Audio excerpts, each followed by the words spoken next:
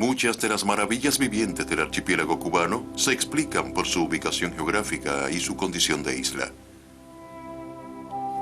En pocos lugares del mundo se encuentran tantos seres pequeños como en estos bosques.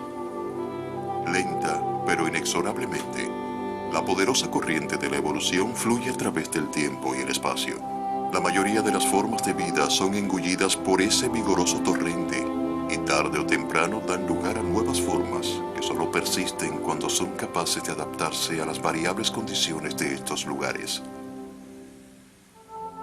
Está comprobado que los cambios en los ecosistemas se reflejan de forma intensa en la diversidad de la vida. Más de un 50% de las especies cubanas son endémicas. Entre los moluscos, el endemismo es superior al 95%. Los distingue la microlocalización de sus poblaciones. Pocos tienen una distribución geográfica más allá de determinada región o provincia, y la gran mayoría son exclusivos de una localidad, un mogote o una loma, e incluso de una pequeña porción de esos territorios. Su abundancia no deja de ser un buen ejemplo del estado de salud de un ecosistema. Por eso atraen la atención de los especialistas. Los estudios ecológicos y taxonómicos son fundamentales para cualquier trabajo de conservación. Las polimitas no han sido la excepción.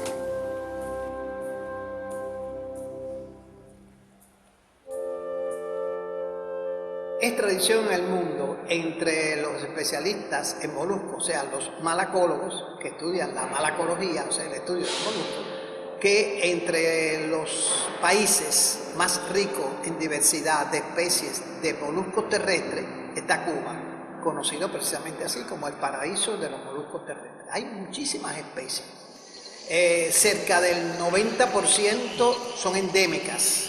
Eso se explica en parte, bueno, por la poca movilidad que tienen estos animales, que entonces son afectados sobre todo dentro de un hábitat, más bien por las condiciones de microhábitat, que pueden ser diferentes en un lado y en el otro, como realmente nosotros pudimos demostrar en la especie que estudiamos. Pero decididamente la especie más famosa del mundo es para la fauna malacológica cubana, son los caracoles llamados polimitas, bueno, de los cuales se conocen 6 especies. Pero decididamente una de las más llamativas es la llamada polimita picta, quiere decir picta pintada. ¿Bien? Entonces yo como genetista y ecólogo, pues me hice la pregunta tradicional en esta materia, ¿no? ¿A qué se debe ese color? Esa variedad de color. Si mal no recuerdo, había leído que el famoso malacólogo que hizo muy buenos trabajos taxonómicos con estos grupos, o sea, Carlos de la Torre y Huerta, había dicho que era posiblemente por el tipo de alimentación que tenía, que no es decir que se coman las hojas, sino ciertos líquenes y otros elementos que están encima de las hojas y ellos lo raspan con su rabo. Pero también podía ser genético. Por consiguiente, me di a la tarea con esta especie, que es una de las más variables, repito, la polimita picta, hacer estudios genéticos y después ecológicos. Ya que cuando uno encuentra variación, si esta es hereditaria, entonces se pregunta, ¿por qué se mantiene? ¿Por qué no se pierde esa variación? ¿Por qué todas las polimitas no son del mismo color? Y bueno, al parecer encontré la respuesta. En primer lugar, para la parte de herencia hicimos cruces. Vimos que realmente hay colores básicos, ¿verdad? Miren, esta es, por ejemplo, eminentemente blanca, ¿ven? Color básico. Después esta es eminentemente amarilla. ¿Ven?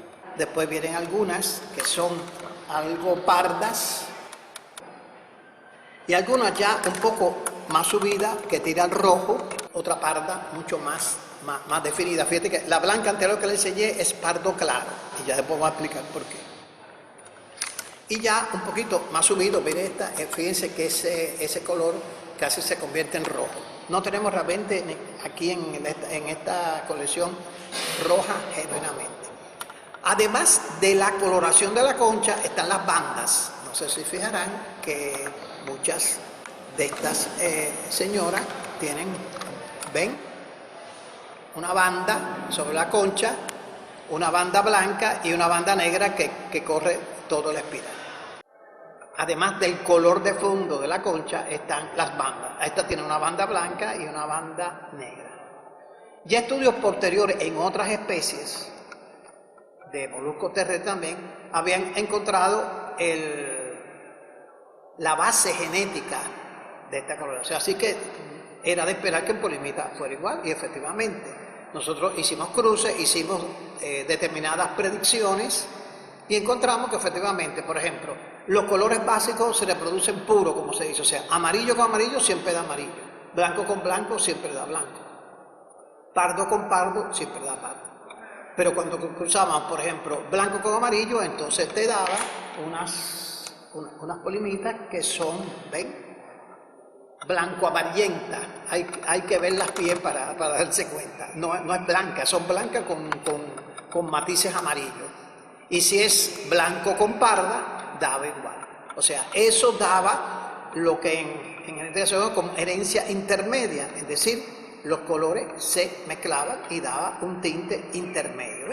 Bueno, ya habíamos descubierto una de la parte, o sea, tiene una base hereditaria esta coloración, no es por efecto ambiental. Es posible que lo que coman, como decía el doctor Carlos de la Torre, sí influya en la tonalidad, o sea, que sea más intensa, más clara, pero en sí el color básico lo dan los genes de estos animales. Entonces, la segunda pregunta es, bueno, ¿por qué se mantiene ese color? ¿Por qué todas las polimitas no son? Entonces, nos dimos la tarea de analizar la frecuencia de estos colores en las poblaciones y encontramos una cosa interesante. En las zonas donde ya se había deforestada el área, básicamente potrero con algunos árboles, las polimitas eran predominantemente blancas o blanco-amarillenta. ¿Dónde predominaban las polimitas oscuras, o sea, las pardas y las rojas? En el bosque. Entonces nos dimos la tarea de hacer un experimento de resistencia. Ya se señalaba también en otros trabajos que eso la podía hacer. O sea, el albedo es el poder de reflejar la luz para que el animal no se sobrecaliente. Evidentemente, la polimita blanca, con la concha blanca, refleja mejor el calor, no lo absorbe. Mientras que si la polimita tiene la concha oscura, absorbe más calor, el cuerpo se calienta y eso puede afectar su supervivencia y reproducción. O sea, fíjense cómo entonces una actividad humana, que es el de la deforestación, estaba o está todavía acabando con la diversidad de colores de estos animalitos, que es justamente lo que más atrae la atención. Esa fue precisamente mi tesis de doctorado. Me pasé 3 años yendo a Maicí a seguir todas estas poblaciones. Viví la extinción de muchas de ellas, o sea, cuando ya volví al otro año, ya todo aquel lugar estaba deforestado y quedaban 2 o 3 polimitas aisladas, y qué casualidad, siempre eran claras, o sea, o blanca o blanco amarillento. Este trabajo entonces sirvió para reforzar una de las amenazas que tiene esta especie. No solamente está perdiendo el hábitat, porque me dirán, bueno, profesor, pero cuando hay potrero se quedan las polimitas, y en los cafetales hay polimitas. Sí, pero eso ha cambiado la composición genética de sus poblaciones. Y entonces ya no son tan vistosas ni tan bonitas como era quizás hace 40 o 50 años. Incluso tuvimos la suerte de contactar con colecciones de los años 30 que hizo justamente el doctor Carlos de la Torre. Y se ve como en el mismo lugar y en el mismo hábitat ha cambiado enormemente, se ha reducido la frecuencia de las polimitas oscuras. Porque inclusive usted la puede encontrar en el bosque, pero si es un bosque talado hay muchos claros. Y entonces en esos claros sobreviven mejor las polimitas claras. Insisto, eso se demostró además experimentalmente. En la ciencia no vale nada si usted no hace confirmaciones comparativas o experimentos, como en este caso que hicimos con estos animales. Es una pena porque de forma general es así. De todos modos, actualmente ya se está haciendo todo un trabajo con todos los especialistas, no solamente conmigo, que soy de la parte genético-ecológica, sino con los taxónomos y los conservacionistas, para ver si por fin las polimitas se ponen en CITES, en el apéndice 1, total e ilegal el comercio de estos animalitos. Te había comentado que no solo las colecciones, se han hecho esfuerzos para llevar a publicaciones, algunas más científicas, otras más de ciencia popular, pero de un tremendo alcance y de un valor de uso muy alto. Conocimiento sobre las polinitas. No puedes simpatizar con lo que no conoces. Por eso es la idea de la divulgación. El clásico, te decía, que era la publicación de Carlos de la Torre, póstuma, porque sale después de su muerte, en 1950, que es esta publicación que todos conocemos. Luego, un libro también muy conocido por nosotros, de Fernández Milera y Martínez, donde también se muestra mucha diversidad de color y un pequeño esfuerzo en esclarecer la distribución, a grosso modo, de las distintas especies. Aquí las fotos y los tonos de color están un poco mareados por el tipo de revelado de la época, pero es un esfuerzo muy válido. Con posterioridad empiezan a salir los primeros libros de fotografía digital, este es de González Guillén, donde además de muchos otros moluscos cubanos, hay una muy buena representación en play de muy buen color de todas las especies de polinitas. Posteriormente sale un equivalente realizado por el dueto de Espinosa Larramendi, donde con muy buen tamaño, muy buena iluminación, buena fotografía, se muestran también no solo polinitas, sino se habla de labor de educación ambiental que realizan muchos investigadores en la zona de Oriente.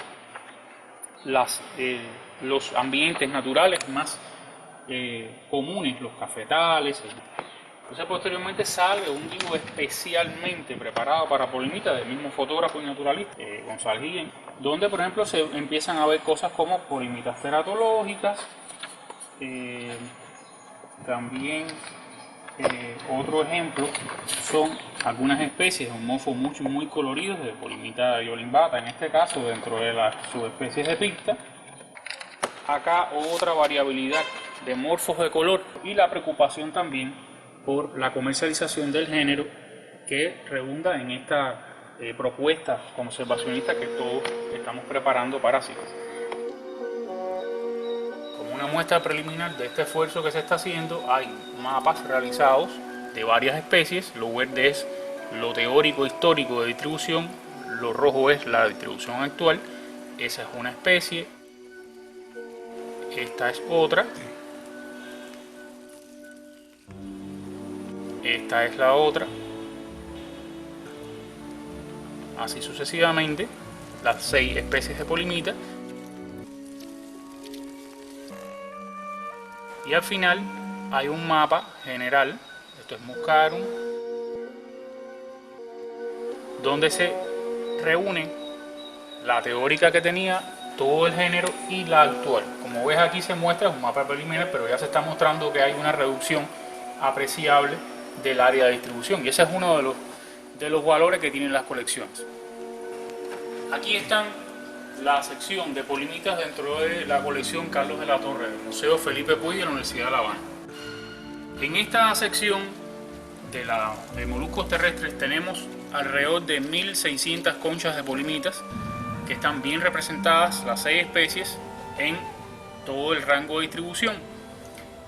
Esta colección no solo sirvió de base para la descripción de las subespecies de Polimita picta por el mismo Carlos, sino para apoyar trabajos posteriores que se han realizado. Por ejemplo, el mismo trabajo de morfos de color de la que te mencionaba Verovides, él usó esta colección como apoyo. Otros trabajos, por ejemplo, la misma ilustración de las figuras de Carlos de la Torre, en esa famosa publicación póstuma, se presentan dentro de Picta, en este caso, que es el ejemplo. Este ejemplar, que corresponde al Plate 2, figura 3. Este es el trabajo de Carlos de la Torre original, y esa es la concha que se supone que está señalada aquí con letra original de Iolimbata de Mesa Obando. Este grupo de especímenes que se ilustraron aquí, muchos de ellos están todavía en la colección del Museo Puig. Es importante conocer la distribución y abundancia de una especie, pero es imprescindible conocer su ciclo de vida. Las polimitas, los más bellos caracoles terrestres, fueron abundantes en otras épocas, pero hoy corren el riesgo de desaparecer. Nuestros científicos lo saben, tratan de esclarecer las causas y revertirlas. La creación del primer mariposario cubano ha contribuido no solo a conocer mejor estos vistosos insectos. De forma experimental, el público que visita la Quinta de los Molinos puede hoy, además, conocer la vida de las polimitas sin necesidad de adentrarse en los bosques del oriente cubano. Un destacado grupo de investigadores asesora el proyecto y ya obtienen en la actualidad importante información sobre estos pequeños animales. A raíz de eso, los mismos que estaban organizando el mariposario me consultan que si sería posible tener junto con el mariposario algunas polimitas. Como la polimita y las mariposas no compiten, las que comen vegetación son las orugas de las mariposas, pero son plantas específicas y generalmente no están donde están los adultos. Los adultos lo que hacen es libar flores, pues si existiera la vegetación idónea donde están las mariposas, pues pudiera haber también polimitas. ¿De qué tipo de vegetación estábamos hablando en aquel entonces? Bueno, tener algunas matas de café, algunas matas de naranja agria, algunas matas que se traigan de los lugares donde viven las polimitas, en este caso se trajo cuava prieta, y más o menos crearle un ambiente dentro del mariposario para que la polimita tenga dónde estar y comer. Como vinieron las polimitas y todavía no había condiciones para tenerlas en el mariposario, se decidió conservarlas en unas peceras.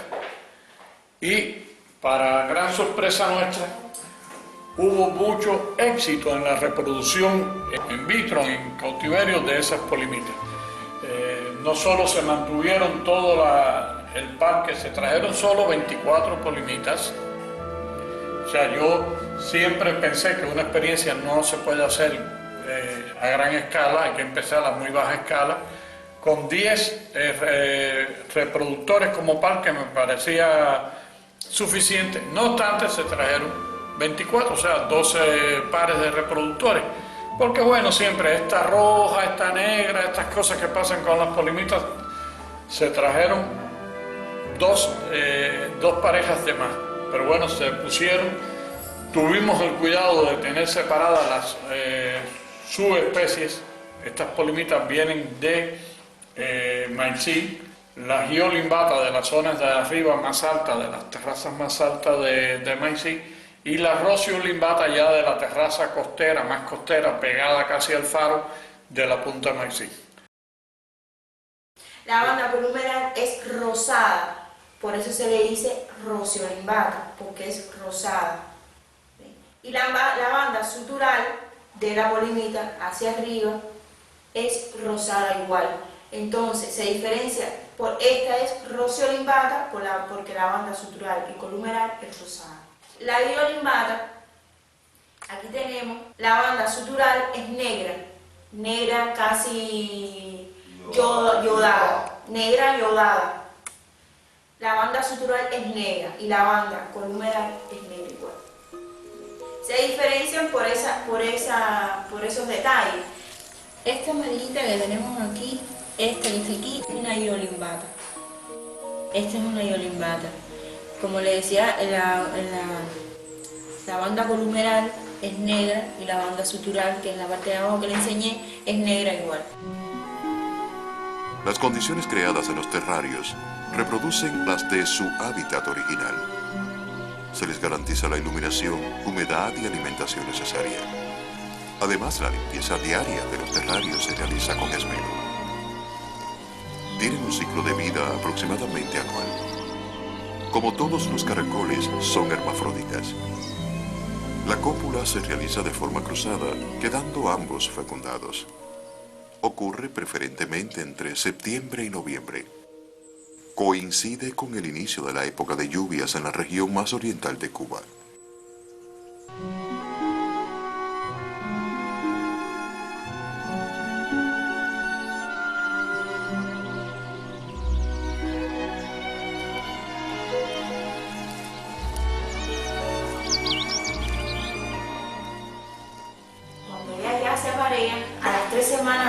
3 semanas y media aproximadamente, ellas bajan a la tierra, abren un hueco y ahí depositan sus huevos. Unos 16 días después de la cópula, tiene lugar la puesta de los huevos. Los depositan en el suelo, entre la hojarasca, al pie de la planta donde vive el animal.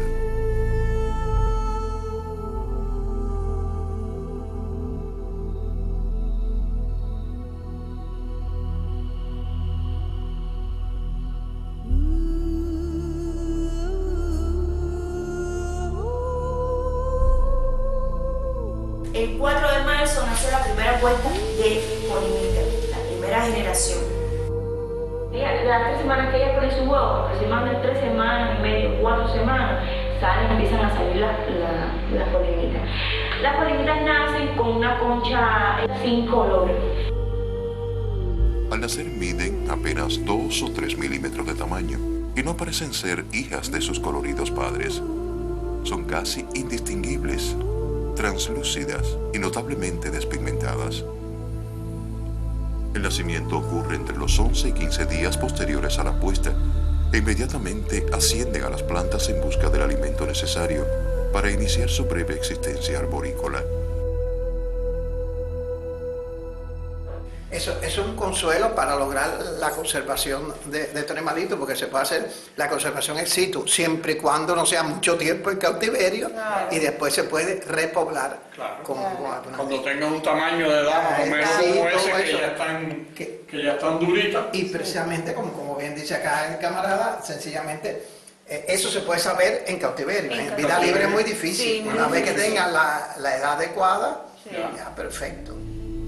Ambas subespecies se reprodujeron, ambas subespecies, el pie de cría original se mantenía vivo y ya ellos han logrado que las que se reprodujeron a principios del año pasado, ya desde finales del año pasado hay reproducción y este año sigue la reproducción, o sea que ya han obtenido la segunda generación.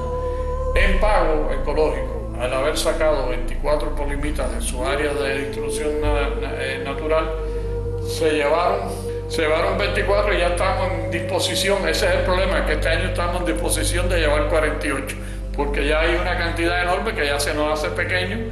Todavía no hay condiciones en mariposario para tenerla, porque aunque están fuera de su área de distribución natural, las polimitas aquí sirven para obtener investigación científica muy importante sobre su ciclo de vida, su reproducción, cómo mantenerla, y si cesaran los impactos ambientales que las están afectando en el hábitat natural, ambientales y antrópicos, porque las colectas indiscriminadas también influyen mucho, se pudieran usar, ya sea en Baracoa, en Santiago, en alguna zona de Holguín, poner centros como este, reproducirlas en cautiverio para repoblar las poblaciones que se ven afectadas una vez que se restablezcan los ecosistemas donde habitan. Y eso sería una forma de contribuir a salvar este género que es endémico de Cuba. Todas las especies son endémicas, géneros endémicos, y está considerado el caracol terrestre más bonito del mundo. Yo creo que si bien el objetivo fundamental, por supuesto, es la educación ambiental, repito, para las personas que tengan oportunidad de ver la polimita en vivo y en directo, como se dice, sino que entonces es una prueba de que la conservación ex situ de la polimita es factible, dado que logra la reproducción, para en un futuro ver entonces si hacemos repoblación en la cantidad enorme de lugares que se han perdido. Lamentablemente en muchos lugares se han perdido para siempre, porque no viven en zonas abiertas, viven en bosques, pero este animalito demuestra su adaptabilidad porque abunda mucho en cultivo. Mira, ahora Espinosa me dice que estaba en un sembrado de pilipil, que eso también es una planta exótica. Pero el clásico es encontrarla en los cafetales. Es increíble. Y inclusive no sabemos hasta dónde llega todavía, eso te la puedo averiguarlo. Cuando se colecta el café, ¿qué les pasa a las polimitas? Esa es una incógnita que queda por resolver. Porque yo tenía entendido, por lo menos en la época que yo iba, que sencillamente, ay, mira qué bonita la conchita, y se la llevaban junto con el café. No la mezclaban con el café, claro, pero sí se la llevaban.